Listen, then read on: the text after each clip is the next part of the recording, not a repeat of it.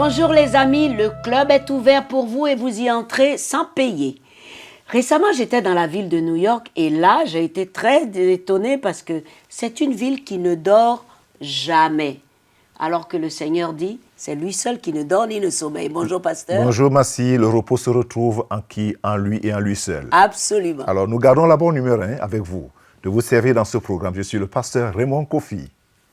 Et je suis Massi Domingo et je suis sûre que le pasteur a concocté des choses formidables pour nous. Quelle surprise! Tout à fait Massi, parce que nous gardons notre confiance dans le Seigneur. Notre première histoire, Massi, c'est celle de Sandy, qui, en recherchant désespérément le bonheur et la sécurité, s'est retrouvée dans un cercle infernal. Comment sortir? Eh bien, suivez.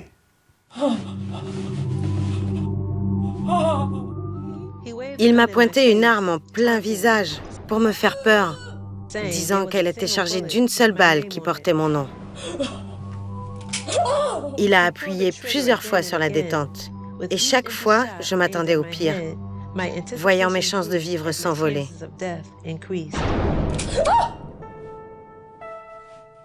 Sandy Green n'est pas en train de lire un livre, ni le script d'un film hollywoodien. C'est l'histoire de sa vie.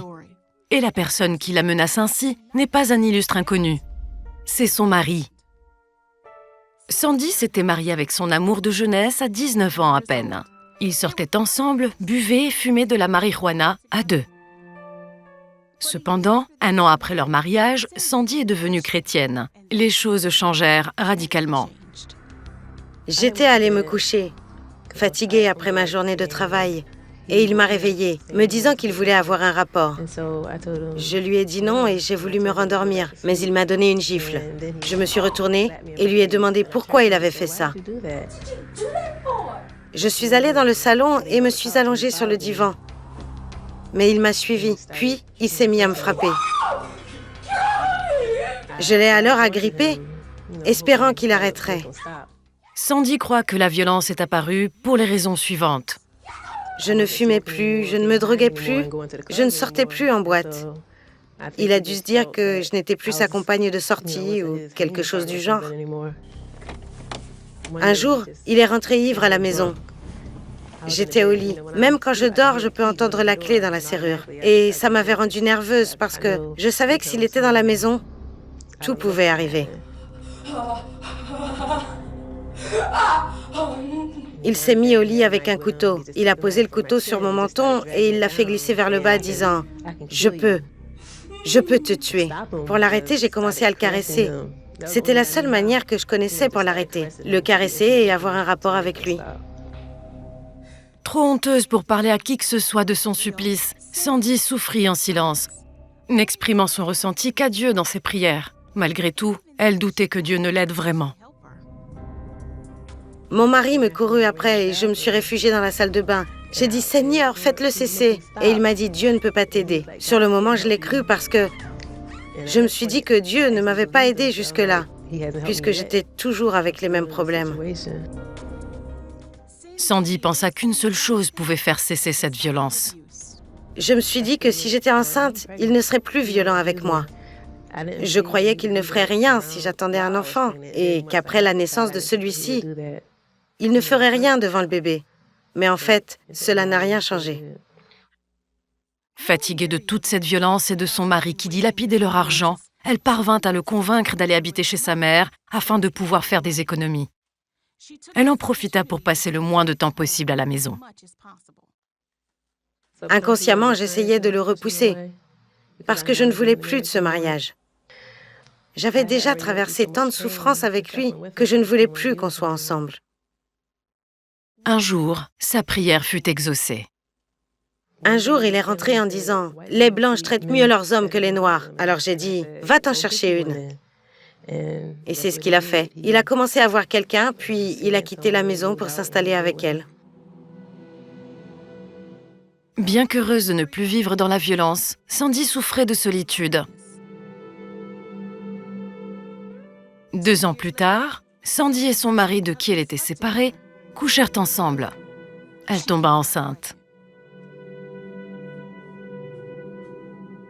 Je ne voulais pas vraiment d'un autre enfant. Toutes sortes de pensées me traversèrent l'esprit. Je suppose que je me sentais seule, que j'avais envie de ce genre d'affection. Après la naissance de leur second enfant, l'ex-mari de Sandy voulut poursuivre la relation. Mais Sandy refusa. Comprenant qu'elle n'allait pas céder, il décida de prendre ce qu'il voulait de force. Et il la viola. Je me suis sentie violée, blessée. J'ai eu peur. Je me disais que ça n'allait jamais finir. Nous étions séparés, mais il pensait toujours pouvoir contrôler ma vie. Dans un élan de désespoir, Sandy quitta l'État avec ses 2 filles pour tout recommencer. Après cela, J'ai rencontré mon deuxième mari. Il était doux, gentil. Le genre d'homme qui vous donne des fleurs et qui vous emmène au restaurant. Il était tellement galant, il m'ouvrait les portes. Il me disait de belles choses. J'avais besoin d'être bien traitée. J'avais besoin d'affection, d'être prise par la main, d'être embrassée. Ça me manquait tellement. Sandy tomba à nouveau enceinte. Honteuse de sa grossesse hors mariage, elle décida de se marier avec le père de l'enfant. Bien vite, il devint violent lui aussi. En outre, il ne passait pas sa colère seulement sur Sandy, mais aussi sur ses enfants. Le temps que je mette ma plus jeune dans le bain, j'entends la deuxième qui se met à pleurer. Il vient alors dans la salle de bain et dit « Regarde ce qu'elle m'a fait faire ». Je vais dans la chambre et je vois qu'il l'avait menottée au lit. Je lui ai dit de la détacher. Plus tard, ce soir-là, quand il a voulu qu'on couche ensemble, j'ai refusé et il m'a violée. Allongée sur mon lit, j'étais en train de pleurer et j'ai dit « Seigneur, je ne le supporte plus, je ne veux plus vivre ça ». Je me suis alors dit que dès le lendemain matin, j'allais trouver la police. Et il fut arrêté. Sandy se mit à reconstruire sa vie. Dans son église, elle découvrit quelque chose. Le pasteur avait commencé des enseignements sur les malédictions qu'il faut briser. J'ai pensé à mon mariage précédent, puis à mon premier mariage, et j'ai remarqué des similitudes. J'ai aussi pensé à ma mère qui avait été abusée, à ma grand-mère, à mes tantes, à ma sœur qui avait toutes été abusées, et je me suis dit que ça devait être une malédiction. Une fois que j'ai compris que c'était une malédiction, je suis allée vers Dieu. Car lui seul peut vous délivrer. C'est vers lui qu'il faut se tourner. J'ai prié, je lui ai demandé de me pardonner.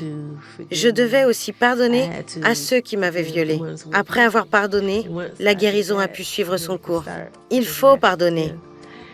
Une fois que vous demandez pardon, vous pouvez marcher vers la délivrance. Et c'est par la foi que vous marchez vers cette délivrance. C'est un processus qui se fait étape par étape. Il faut faire confiance à Dieu. À présent, Sandy reconnaît que le Dieu qui semblait ne pas l'aider avait en fait été tout le temps à ses côtés. J'ai compris que Dieu m'a protégée, comme le soir où mon mari m'a menacée d'une arme. Le coup n'est jamais parti. Dieu m'a préservée. Il a empêché que je ne sois tuée. Je ne l'avais pas compris alors. Je pensais que Dieu était absent alors qu'il avait tout le temps été présent. Sandy a écrit un livre racontant les abus et la délivrance, Healing the Wounds, afin d'aider d'autres victimes à trouver leur guérison.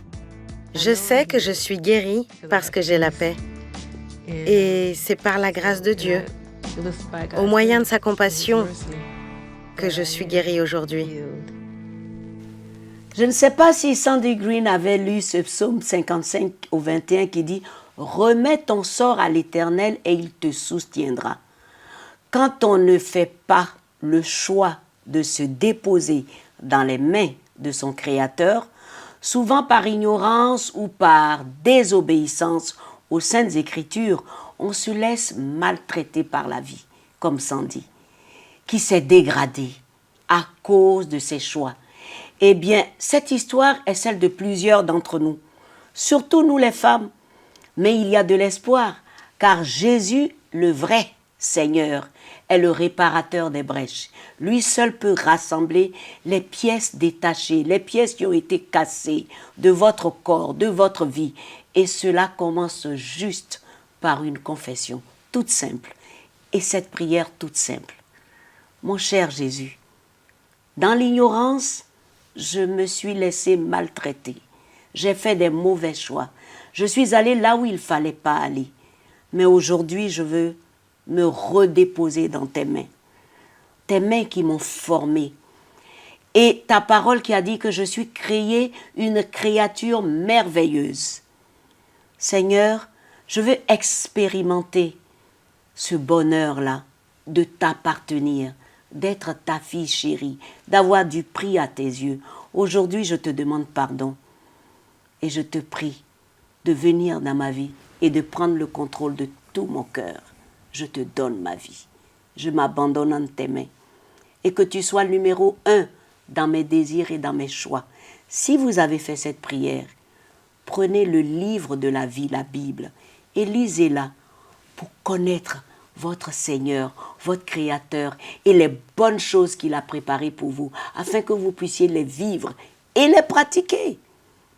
Que Dieu vous bénisse. Ne vous laissez plus maltraiter par qui que ce soit ou quoi que ce soit, mais donnez-vous au Créateur. Il vous aime. Je l'ai fait et je vis dans ses bras. Que Dieu vous bénisse, que Dieu vous fortifie, que Dieu vous console et vous garde. Amen. Merci, Amen. Massi. Oui. Merci. Un jour, c'était un grand bonheur qui a illuminé le visage de Caroline, qui est devenue elle-même une bénédiction pour les autres. Mais pourquoi et comment?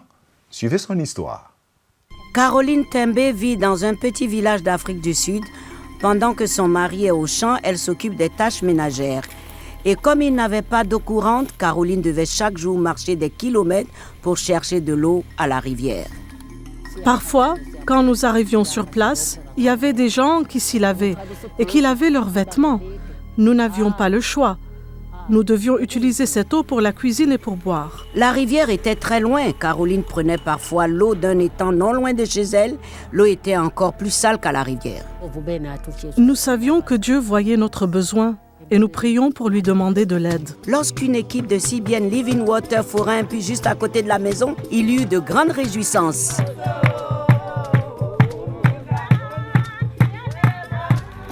Je suis très heureuse d'avoir ce puits. Nous pouvons en tirer de l'eau quand nous le voulons. C'est tellement facile que même la nuit, si on a soif, on peut aller y boire. Nous avons toujours assez d'eau maintenant. Je remercie Dieu de vous avoir utilisé pour nous apporter cette eau. Leur nouveau puits est aussi une bénédiction pour les autres. Nos voisins utilisent aussi le puits et tout le monde a assez. Merci beaucoup, CBN. On a vu qu'avec Caroline, c'est l'amour partagé entre frères. Elle a eu un don, ce puits, mais ce n'était pas pour elle seule. Et c'est ça le cœur de Dieu. Oui, en fait, Caroline a exprimé le cœur de Dieu, c'est-à-dire celui qui aime partage ce qu'il a de meilleur. Oui. Et l'eau, c'est une des choses vitales aujourd'hui. Vraiment, et nous avons la grâce d'avoir dans nos maisons le robinet qui nous Suffit donne de l'eau d'ouvrir. potable. Mais beaucoup de personnes ne se rendent pas compte de ce besoin aujourd'hui Dans le monde entier. Parce qu'il y a des régions où, Massi, vraiment, il faut le dire, trouver de l'eau potable, c'est une histoire. Et lorsqu'on a des gens qui peuvent partager ce qu'ils ont et donner pour qu'il y ait des choses, ça interpelle à devenir partenaire. Exactement. De dire, s'il vous plaît, devenez partenaire avec nous. Regardez ce que Caroline a fait. Quand ce puits est arrivé, c'est tout un village et toute une communauté qui en ont profité. Alors, nous vous attendons pour être partenaire pour ces genres de projets. Ne nous quittez pas. À tout de suite.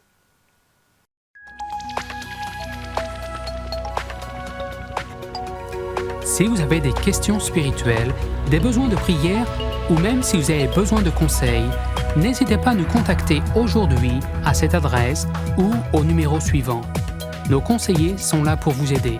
N'oubliez pas, nous sommes là pour vous.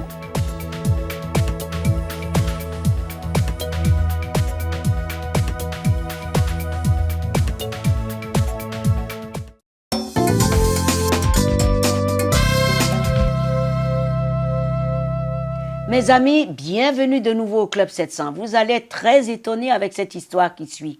Celle de Marie qui avait des crises incessantes d'évanouissement. En plus, elle avait une maladie incurable. Pour sa famille, Marie ne vivait plus. Elle ne faisait qu'exister. Regardez.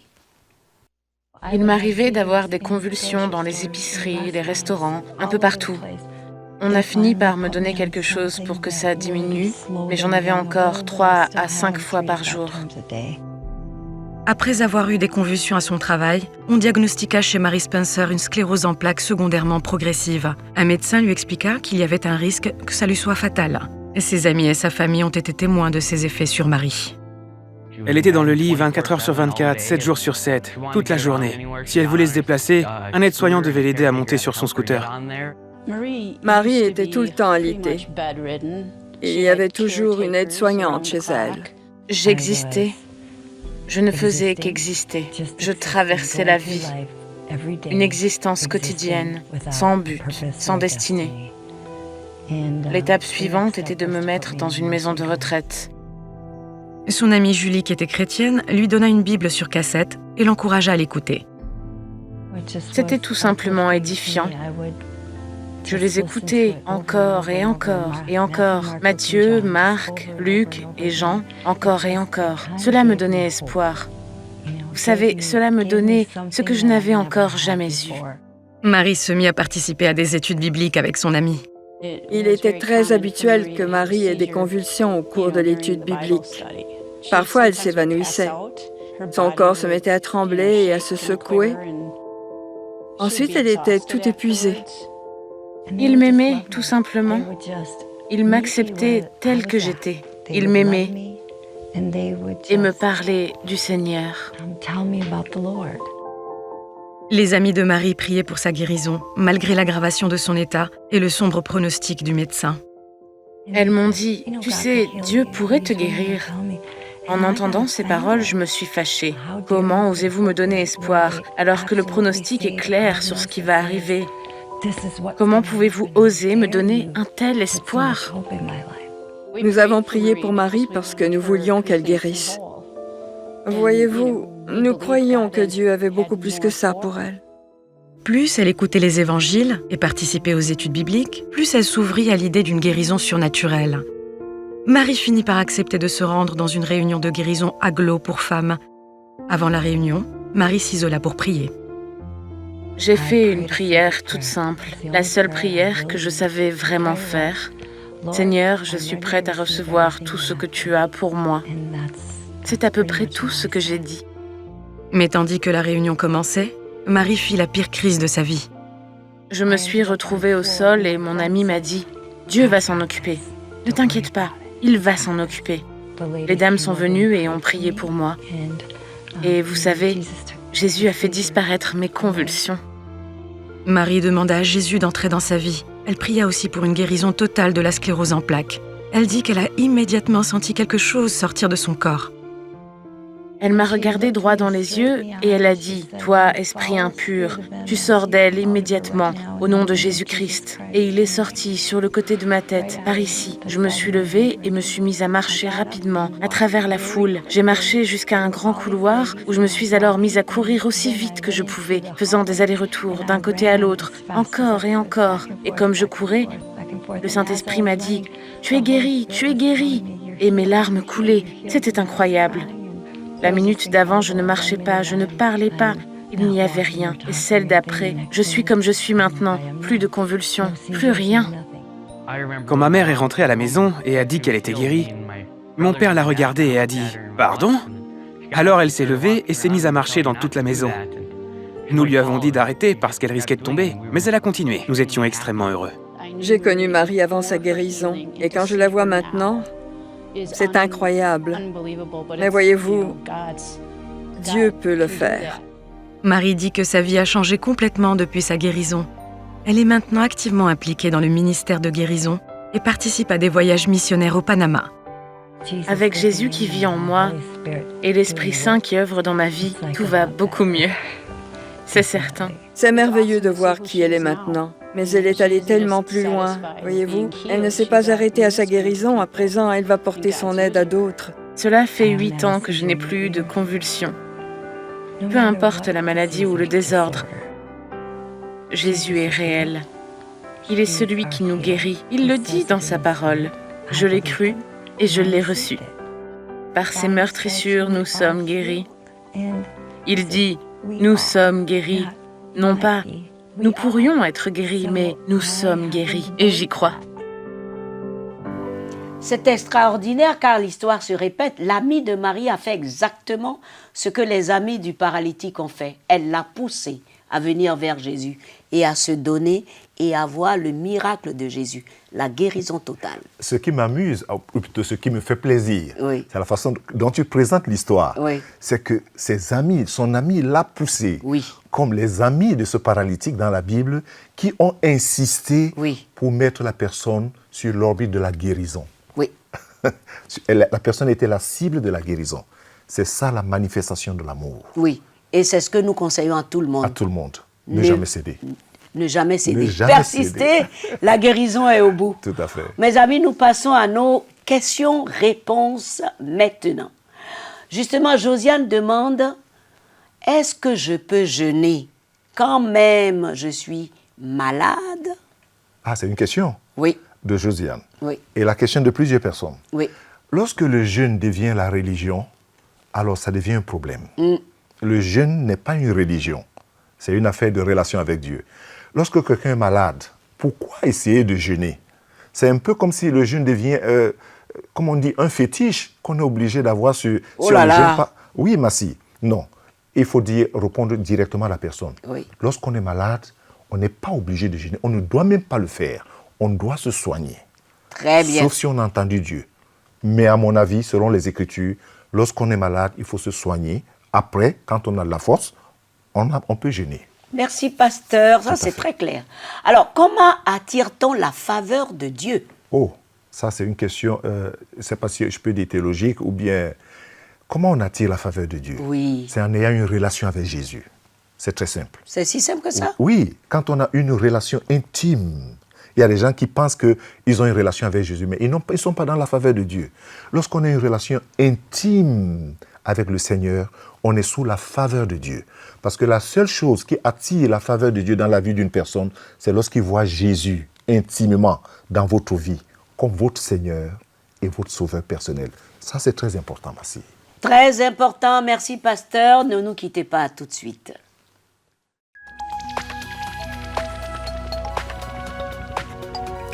Si vous avez des questions spirituelles, des besoins de prière ou même si vous avez besoin de conseils, n'hésitez pas à nous contacter aujourd'hui à cette adresse ou au numéro suivant. Nos conseillers sont là pour vous aider. N'oubliez pas, nous sommes là pour vous.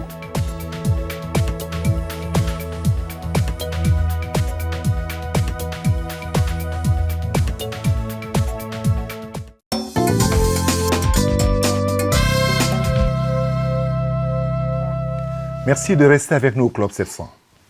Sous la morsure de la maladie qui déchire le corps physique, nous avons très souvent tendance à ne porter notre attention qu'à la maladie elle-même et à nous efforcer par tous les moyens à l'éliminer.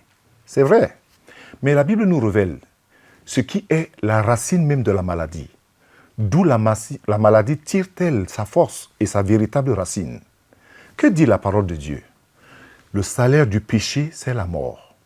Mais le don gratuit de Dieu, c'est la vie éternelle en Jésus-Christ notre Seigneur. C'est dans Romains 6, 23. Cette parole nous apprend que la racine invisible de la maladie, c'est le péché. Et que son salaire, c'est la mort.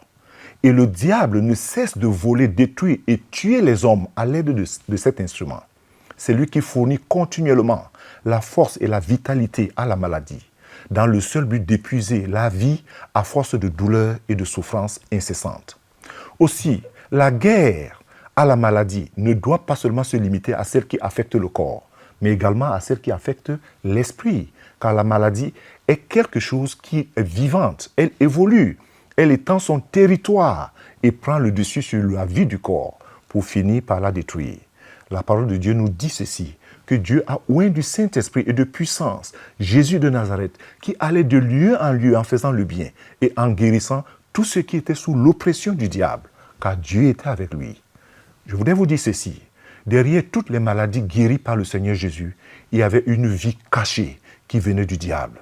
Et aussi quand le Seigneur Jésus chassait l'esprit au service du diable, la force de la maladie était aussi anéantie. C'est ça le secret. Derrière toutes les maladies, dont le Seigneur a guéri. Il y avait une vie derrière.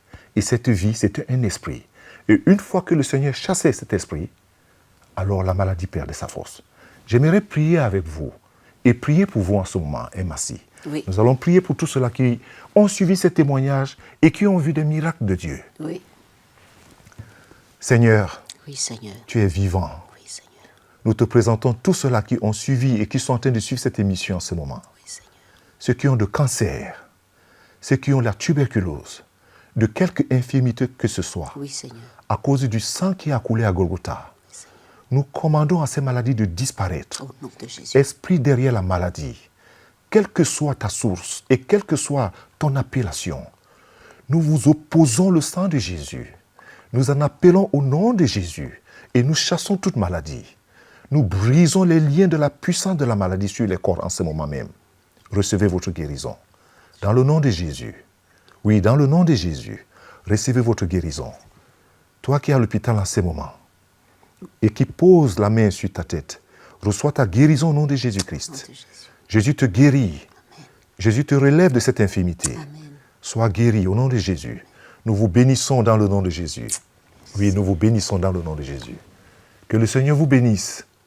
Que le Seigneur vous bénisse abondamment. Amen.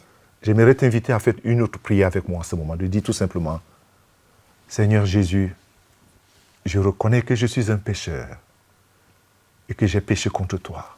Je te demande de me pardonner tous mes péchés. Je regrette ma vie passée, Seigneur. Ta parole dit que le salaire de la mort, c'est le péché. Je regrette, Seigneur, pardonne-moi et purifie-moi de tous ces péchés. Je te reçois maintenant dans mon cœur comme mon Seigneur et mon Sauveur personnel.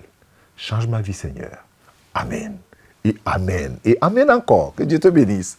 Amen, pasteur. Oui, merci. Vraiment, cette émission est formidable. Tout à fait. Nous avons terminé. Nous allons fermer les portes du club. Merci de nous avoir suivis. Écrivez-nous. L'adresse est sur votre petit écran. Visitez-nous. Regardez surtout notre site, leclub700.tv. Il y a de bonnes choses à regarder. Que Dieu vous bénisse et à très bientôt. Au revoir, pasteur. Avec tout le plaisir. Nous le gardons aussi pour vous. Au revoir.